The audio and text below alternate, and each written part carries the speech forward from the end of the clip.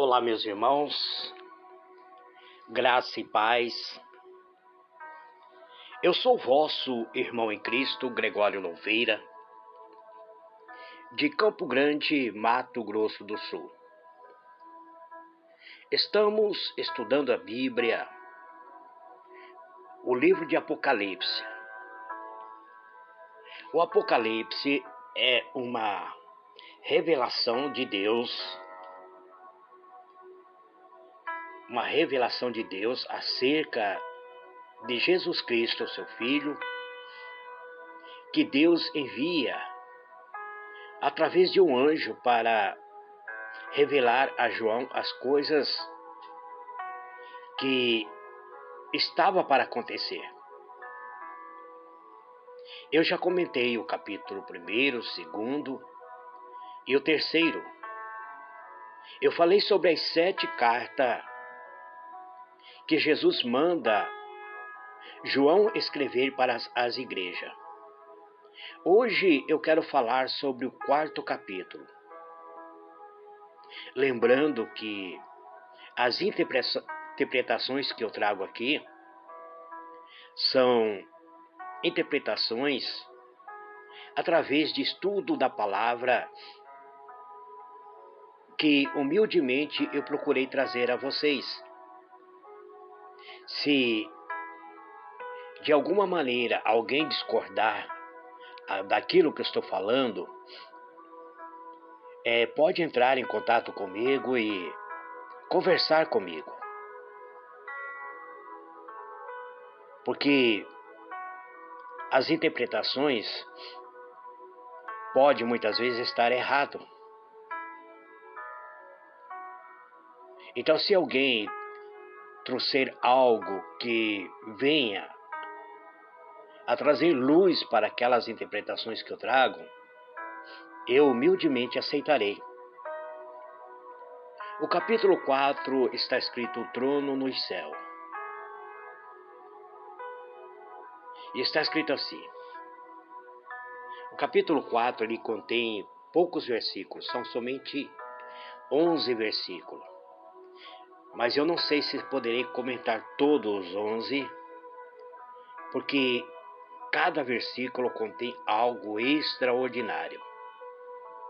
Está escrito assim: depois destas coisas olhei, e eis que estava uma porta aberta no céu. E a primeira voz que ouvira, voz como de trombeta falando comigo, disse: sobe aqui e mostrar-te-ei as coisas que depois desta deve acontecer. Imediatamente fui arrebatado em espírito, e eis que um trono estava posto no céu, e alguém assentado sobre o trono. Aquele que estava sentado era, na aparência, semelhante a uma pedra de jaspe e de sardônio, e havia ao redor do trono um arco-íris semelhante na aparência a esmeralda. Havia também ao redor do trono 24 tronos, e sobre os tronos vi assentado 24 anciãos, vestido de branco, que tinha nas suas cabeças coroas de ouro, e do trono saía relâmpago, vozes e trovões, e diante do trono ardia 7 lâmpadas de fogo, as quais são os 7 Espíritos de Deus. Também havia diante do trono como que um mar de vidro semelhante ao cristal, e ao redor do trono, um ao meio de cada lado, 4 seres viventes, cheios de olhos, e por diante e por detrás. O primeiro era semelhante a um leão, e o segundo ser semelhante a um touro. Tinha o terceiro ser rosto como de um homem, e o quarto era semelhante a uma águia voando. Os 4 seres viventes tinham cada um 6 asas, e ao redor e por dentro estava cheio de olhos, e não tem descanso, nem de noite, nem de dia, dizendo: Santo, Santo, Santo é o Deus Todo-Poderoso, aquele que era, e que é, e que há de vir. E sempre que os seres viventes davam glória e honra e ações de graça ao que está sentado sobre o trono, ao que vive pelo século dos séculos, os 24 anciões prostravam-se diante do que está sentado sobre o trono e adorava ao que vive pelos séculos dos séculos, e lançava as suas coroas diante do trono, dizendo: Digno és, Senhor nosso e Deus nosso, de receber a glória e a honra e o poder, porque tu criaste todas as coisas, e por tua vontade existe e foram criados. Muito bem, amados, diletos irmãos. Eu gostaria de tecer breve comentário. O apóstolo diz que depois destas coisas olhei e eis que estava uma porta aberta no céu. Primeiro, precisamos saber depois de que coisas que o apóstolo João, eu disse apóstolo Paulo, eu quero corrigir, apóstolo João, ele diz que depois dessas coisas, depois de que coisas que ele está falando? Primeiro precisamos saber que apóstolo João estava no exílio, numa ilha. Ele estava ali devido à pregação do Evangelho de Cristo. Ele foi preso, condenado e foi deportado para esta ilha, abandonado nesta ilha, habitada somente pelas bestas feras, para que ali ele viesse ser consumido pelas feras, habitantes da ilha.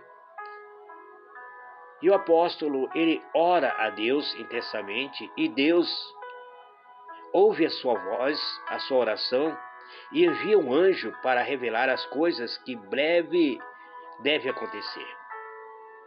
E João, quando ele ouve a voz desse anjo, que ele volta para ver o anjo, ele cai como se estivesse sem vida diante da terra, diante desse anjo. O anjo toca, manda ele levantar e revela a eles as coisas. Ele diz para ele que estava ali para revelar as coisas que breve estaria para acontecer. E depois disto, Jesus aparece, se revela para ele, andando no meio dos 7 candeiros de ouros, que é 7 igrejas. Jesus, em suas mãos, ele carrega a liderança das 7 igrejas, que são as 7 estrelas. E Jesus manda João escrever uma carta para cada igreja. João escreve 7 cartas. E após concluir a 7ª carta, após ele escrever a carta para a igreja de Laodiceia, ele olha para cima, ele olha para os céus, e eis que ele vê uma porta aberta no céu. E ele ouve uma voz, e ele identifica essa voz como sendo uma voz que ele já havia ouvido. Ele identifica essa voz como sendo a primeira voz, ou seja, a principal voz que ele já ouviu em toda a sua vida. Então ele conhecia essa voz como sendo uma voz que ele já tinha ouvido. E essa voz era do Senhor Jesus. E Jesus fala para ele: sobe aqui, vem até aqui, e eu vou te mostrar as coisas que depois desta deve acontecer. Depois de que Jesus está falando? Depois de todas as revelações dadas para as 7 igrejas. Após ter acontecido todos os acontecimentos nas 7 igrejas, após inclusive da igreja de Laodiceia se mostrar ao mundo, após o arrebatamento da igreja. A igreja de Laodiceia é a última igreja. Nós estamos vivendo esta última igreja. A igreja que uma igreja morna, que não tem mais interesse pelas coisas espirituais, uma igreja rica, próspera, mas que tem colocado Jesus para fora da igreja e trancado a porta, deixado Jesus para fora. Uma igreja humanista, uma igreja voltada somente para o homem, exalta-se a prosperidade, as riquezas, mas é uma igreja que está pobre espiritualmente. E depois de tudo isso, então Jesus diz para ele: vem, eu vou te mostrar o que vai acontecer depois disso. E João, imediatamente ele foi arrebatado em espírito. Ou seja, ele não entra nessa porta com seu corpo físico, mas o seu corpo espiritual. Ele deixa bem claro: eu fui arrebatado em espírito.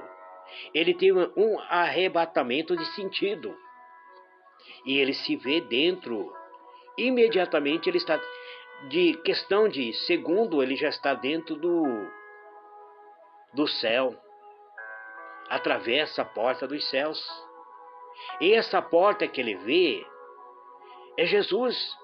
Lembra que Jesus dizia: eu sou a porta, quem entrar por mim, salvar-se-á, entrará e sairá e achará pastagem. Mas para entrar nessa porta dos céus, precisamos primeiro conhecer o caminho. E o caminho é Jesus. Ele diz: eu sou o caminho, a verdade e a vida. E ninguém vem ao Pai a não ser por mim. Muitas pessoas dizem: ninguém vai ao Pai. Mas o Pai e o Filho é um só. Então Jesus diz: ninguém vem ao Pai. Para você chegar ao Pai, você tem que chegar em Jesus. Entrar pelo caminho. O caminho é Jesus. Como descobrir o caminho? Através da palavra de Deus. Através do Evangelho de Jesus Cristo. E eis que João vê no céu um trono. Esse trono estava posto em um lugar maravilhoso. E João vê esse trono. E ele diz que ele vê alguém. Ele não diz que viu Deus. Ele diz: vi alguém assentado sobre o trono. Então, algumas versões diz assim: e vi um assentado sobre o trono. Outro diz: eu vi alguém assentado sobre o trono. E quem é que estava assentado sobre o trono? O Deus Todo-Poderoso, aquele que reina de eternidade em eternidade. Então ele diz que aquele que estava sentado era na aparência semelhante a uma pedra de jaspe e de sardônio, ou de sárdio, como algumas versões diz. Então João ele não consegue decifrar a aparência do ser que estava sentado sobre o trono. Ele vê algo resplandecente. A pedra de jaspe é um querubins, ou um tipo de pedra preciosa. É um tipo de uma safira. É algo extraordinário. Pedras que jaspe é uma pedra de cor transparente que tem aparência esfogueada. E sárdio é uma pedra também transparente que, ao se colocar diante da luz, ela resplandece, ela tem seu brilho, que é capaz, se for olhado, uma pedra do tamanho de uma maçã, por exemplo, é capaz de ofuscar a visão do ser humano. Então João ele não consegue ver a face de Deus. Ele vê muito brilho, algo muito resplandecente. E ele diz que havia ao redor do trono um arco-íris semelhante na aparência à esmeralda. O arco-íris que ele diz aqui, que era semelhante a uma esmeralda. A esmeralda todo mundo conhece, é uma pedra preciosa, muito cobiçado pelas damas da sociedade. E só que ele vê um arco na forma de um arco-íris, e isto estava sobre o trono. Provavelmente é a Arca da Aliança feita, que Deus fez logo após o dilúvio com o povo de Israel. Eu não sei dizer se é isso, porque a minha interpretação, ela me foge a capacidade de vislumbrar aquilo que João vislumbrou. Ele diz também que havia ao redor do trono 24 tronos. E sobre o trono havia, ele diz assim, e sobre os tronos ele vê assentado 24 anciões vestidos de branco, que tinha nas suas cabeças coroas de ouro. Quem são esses 24 anciões que João vê sentado em trono? São eles, 12 dele representa o apóstolo de Jesus.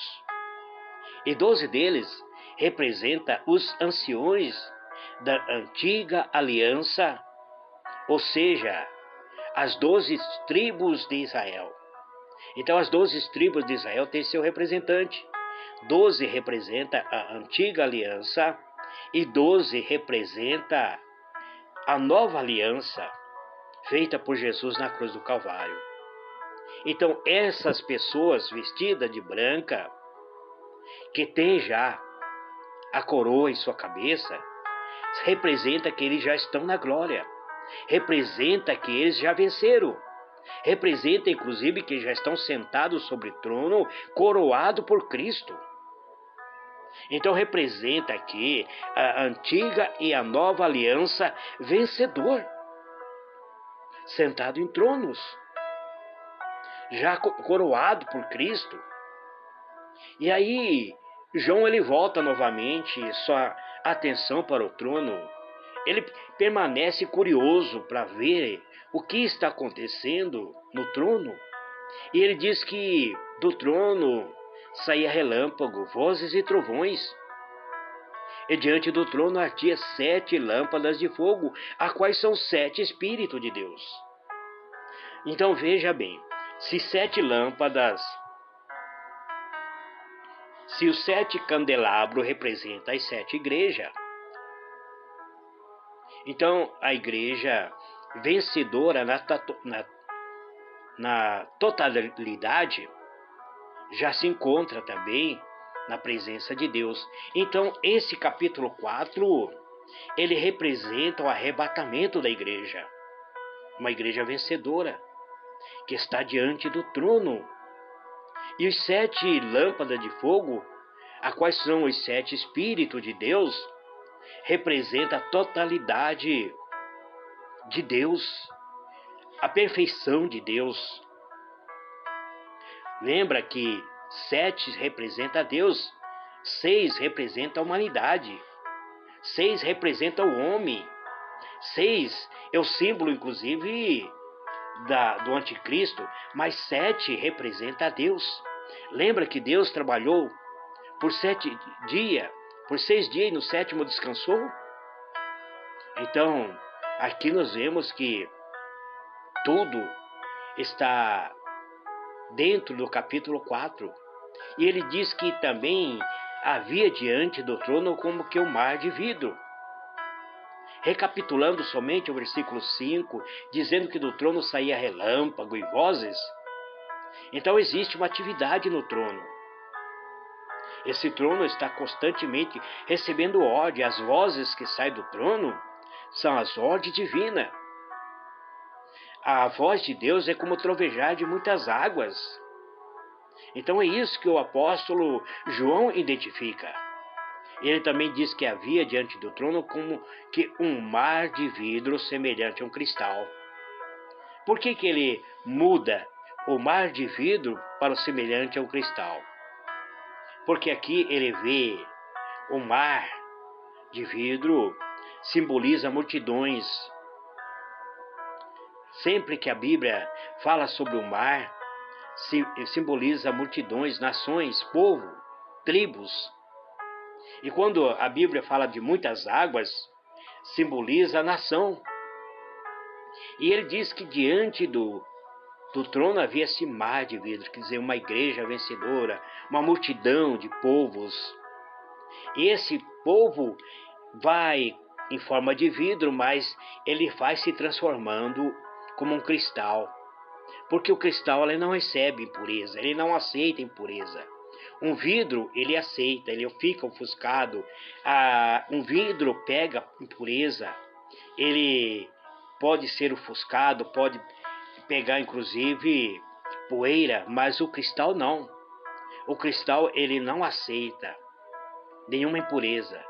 Toda impureza que toca no cristal, o brilho do cristal é maior. O brilho do cristal é capacidade de eliminar as impurezas. Então, significa que uma igreja pura, transparente. E ao redor do trono, um no meio e de cada lado 4 seres viventes, cheios de olhos por diante e por detrás. Quem são esses seres? Ele diz que o primeiro ser era semelhante a um leão, e o segundo ser semelhante a um touro, e tinha o terceiro ser rosto como um de homem, e o quarto ser era semelhante a uma águia voando. Quem são esses seres? Esses seres representam a onisciência de Deus. Esses seres, ele tem olhos por dentro e por fora, nada está oculto dos olhos desses 4 seres viventes. Isaías, ele teve uma mesma visão. Se eu não me engano, foi no capítulo 6 de Isaías. Ele diz que no ano em que morreu o rei Uzias, ele viu o Senhor assentado no alto e sublime trono, e toda a glória de Deus enchia a terra. E ele viu esses 4 seres viventes. Ele viu esses 4 seres. E quem são esses 4 seres? O primeiro era semelhante a um leão. Então aqui representa a Cristo, como o leão da tribo de Judá. Eu gostaria de uma outra oportunidade explicar por que Jesus veio na forma de leão da tribo de Judá. Porque Judá não era o primogênito de Jacó, mas ele se tornou o legislador da tribo, porque ele se manteve firme, fiel. Ele nunca desviou da presença de seu pai. Ele foi sempre leal ao seu pai. Os outros primeiros filhos se corromperam, tanto Rubens quanto os outros, que eram os primeiros. Judá era o 4º filho, mas ele se tornou o líder, o legislador. Então, as bênçãos da primogenitura foi dado para Judá, não foi dado para os 3 filhos que se corromperam. Então, se você tiver curiosidade, observe, verifique no livro de Deuteronômio, quase no finalzinho do capítulo, as bênçãos dadas por Jacó aos seus filhos, que explica as bênçãos dadas por Jacó aos filhos. E o segundo ser era semelhante a um touro. Existe versão que diz semelhante a um bezerro, semelhante a um novilho.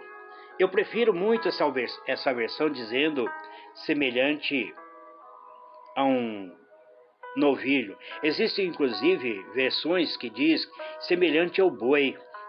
O boi ele não serve para ser sacrificado porque é um animal castrado. E então aqui está dizendo que é semelhante a um touro. Mas tem versão que diz semelhante a um bezerro e semelhante a um novilho. Eu gosto muito da versão novilho, porque novilho sempre foi usado no sacrifício na antiga aliança. Então Jesus, Ele vem como verdadeiro sacrifício. Ele vem sendo para ser sacrificado em nosso lugar. Ele é o Cordeiro Pascual. Então o segundo ser representa Cristo como sendo o sacrifício perfeito. E o terceiro ele tinha rosto como o rosto de um homem. Representa a humanidade de Cristo. O ser homem, ou seja, ele era 100% Deus, mas era também 100% homem. Representa a humanidade de Cristo. Nessa forma humana, foi o único meio que Satanás teve para poder fazer com que Cristo fosse morto. Então, esse terceiro ser representa a humanidade de Cristo. E o quarto ser era semelhante a uma águia voando. Aqui representa Jesus Cristo ressurreto. O que a Bíblia diz? Que aqueles que esperam no Senhor renovarão as suas forças e voarão como asas como águia. Então aqui representa que Cristo foi morto na sua forma humana, foi sepultado e ao terceiro dia Deus brada dos céus, o céu se abre, Cristo ressuscita, recebe duas asas como grandes águias e voa de volta para os céus. Então nós vemos que esses quatro seres simbolizam a perfeição, a personificação de Cristo, primeiro como o leão de Judá, segundo como o sacrifício perfeito, terceiro a sua humanidade e o quarto ele já ressurreto como uma águia vencedora, voando sobre as alturas, voltando para os céus para habitar com Deus. Então, esses quatro seres, o versículo 8 continua dizendo que ele tinha cada um 6 asas, e ao redor e por dentro estava cheio de olhos, e não descansa nem de noite, dizendo: Santo, Santo, Santo é o Senhor Deus Todo-Poderoso, aquele que era e que é e que há de vir. Esses quatro seres, lá no livro de Isaías, Isaías mostra que com 2 asas ele voava, com 2 asas ele cobriu o seu rosto e com 2 asas ele cobriu os seus pés.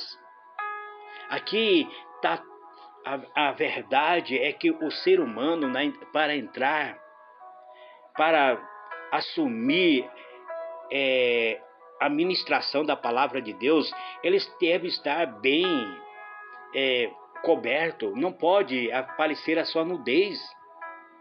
Se o próprio seres vivente cobre seu rosto para não olhar a face de Deus, se os quatro seres, torno a repetir que cada um deles tinha 6 asas e cada um deles estava cheio de olhos, quer dizer, são a onisciência, a onipotência, o poder, a glória, tudo está nesses 4 seres. E sempre que esses seres viventes davam glória e honra, ações de graça ao que está sentado sobre o trono, lembra que Jesus diz: todo o poder me dado nos céus e na terra. E Jesus, ele vai entregar novamente esse poder a Deus para que Deus reine de séculos em séculos.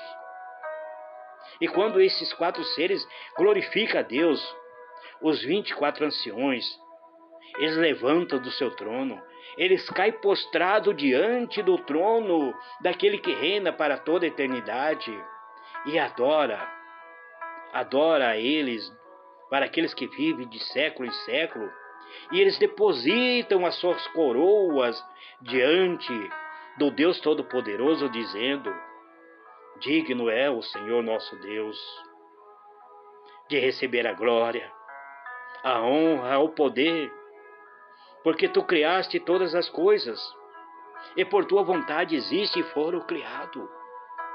Encerra aqui o Apocalipse capítulo 4. Aqui nós vemos que a igreja glorificada, uma igreja vencedora entrando nos céus, contemplando toda a honra, toda a glória, toda a magnitude de Deus, Tudo estará sendo revelado para a igreja vencedora. Um dia, você e eu estaremos ali. Não sei se nós estaremos próximos a esse trono, mas só de chegar diante do trono de Deus, participar como um mar de vidro, só de ver a glória de Deus, será uma honra. Não sabemos se nós iremos assentar no trono, porque a Bíblia diz que ao que vencer, lhe darei o direito de assentar no meu trono, assim como eu venci e assentei no trono do meu Pai. Mas nós não sabemos se nós, a igreja do pleno século que estamos vivendo, teremos essa honra. Mas muitos servos de Deus terão a honra de receber coroas, de receber um novo nome, de receber uma pedra branca, de estar com Cristo em todo lugar, de ter corpo glorioso, de ter corpo espiritual. Então, amados, o capítulo 4 nos mostra que a igreja já foi arrebatada. Nos revela toda a glória de Deus, toda a magnitude de Deus. Aleluia! É uma honra, amado, comentar esse capítulo 4. Não sei se consegui passar para os irmãos aquilo que eu gostaria de passar, mas começa a contemplar, visualizar em tua mente essa porta aberta nos céus e nós, como uma igreja vencedora, entrando nos céus pela porta, vendo Deus sentado no seu trono. Provavelmente não iremos contemplar a face de Deus enquanto não recebemos o corpo glorioso. João, mesmo estando em espírito, ele não conseguiu visualizar o rosto de Deus. Ele disse que viu alguém, ele viu uma pessoa sentada sobre o trono. Ele não diz que viu Deus. Ele teve bastante cuidado. João sabia que o ser humano, na sua forma carnal, não tem capacidade de ver a Deus. É isso que a Bíblia diz: nenhum homem pode ver Deus e viver. E João tinha uma missão de continuar escrevendo aquilo que a revelação de Apocalipse nos dá. Que Deus vos abençoe, amados. Amanhã, se for a vontade de Deus, eu voltarei para comentar o quinto capítulo de Apocalipse. Amém? Graça e paz para todos.